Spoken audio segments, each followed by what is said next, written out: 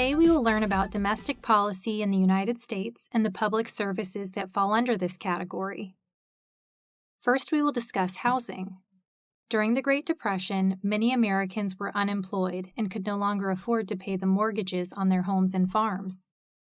After losing their homes, these families traveled looking for work, living in shacks made of tin, scrap wood, or whatever they could find. As the numbers of homeless and jobless grew, entire neighborhoods of shacks popped up on the outskirts of towns all over the country. These neighborhoods earned the nicknames Hoovervilles after President Herbert Hoover, who was largely blamed for the Great Depression. In response to these difficult times, the government started helping people secure home loans and passed the Housing Act of 1937. The act helped eliminate Hoovervilles by providing low-rent housing to families in need. Nearly 30 years later, in 1965, the government created the Department of Housing and Urban Development, also known as HUD. HUD's goals are to provide opportunities for Americans to own homes, to provide low-income housing, to enforce fair housing laws, to restore slum areas, and to help communities develop new housing. One of HUD's most important programs is the Federal Housing Administration, or the FHA. The FHA makes it easier for people to get approved for mortgages. A mortgage is a bank loan you use to buy a house that you pay back over time. The FHA insures people's mortgages, or in other words, they promise to pay the bank back if the individual does not. Another important HUD program is public housing. This program provides housing for low-income families. The government pays to build this housing and then charges the families living in it lower rent prices than they would be able to get elsewhere. The next public service we will discuss is a very important one: education. State and local governments are largely in charge of running and maintaining public schools. However, the federal government does provide a significant amount of funding at all levels of education, from kindergarten to college.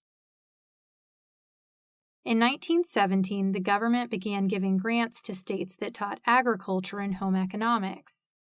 Then, in 1965, Congress passed the Elementary and Secondary Education Act, which allowed the federal government to provide general funds to public schools. In 1862, Congress passed the Morrill Act, in which the federal government gave land to the states to build colleges teaching agriculture and engineering. Today, public universities still receive funds from the federal government. Additionally, college students can receive grants and low-interest loans from the government as well. In addition, back in 1944, the GI Bill was passed, which still gives military veterans government money to attend college today.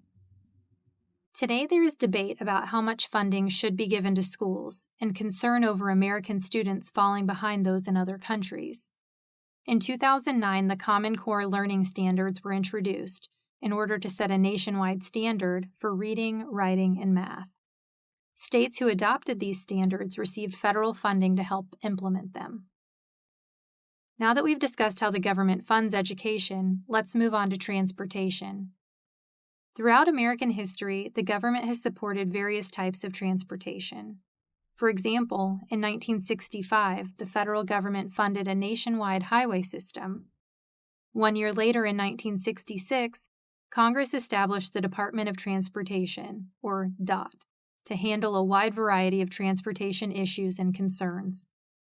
Today, the Department of Transportation is divided into multiple agencies that handle specific areas of transportation. The last issue we will discuss today is the environment. In the 1950s and 1960s, Americans began to experience health problems caused by air and water pollution. To deal with these new environmental issues, in 1970, Congress and the President created the Environmental Protection Agency, EPA. Today, the EPA's goal is to protect human health and safeguard the natural environment, air, water, and land, upon which life depends. Today, the EPA researches environmental problems and enforces environmental laws. Many businesses feel the EPA's regulations are too strict, while many environmentalists feel they aren't strict enough. In the 1990s, the EPA created many new regulations for state and local governments to follow. These laws were expensive to enforce, but the EPA did not give them any funds to help pay for the changes. This is known as an unfunded mandate. Another growing environmental concern is energy. For example, Americans rely on oil to power their cars, but this oil has to be drilled offshore. And oil spills like Exxon Valdez off the coast of Alaska in 1989 and Deepwater Horizon on the Gulf Coast in 2010 took billions of dollars and many years to even try to clean up. Other forms of energy, like burning coal, also create pollution, so energy remains a huge issue for the government to regulate in the coming years.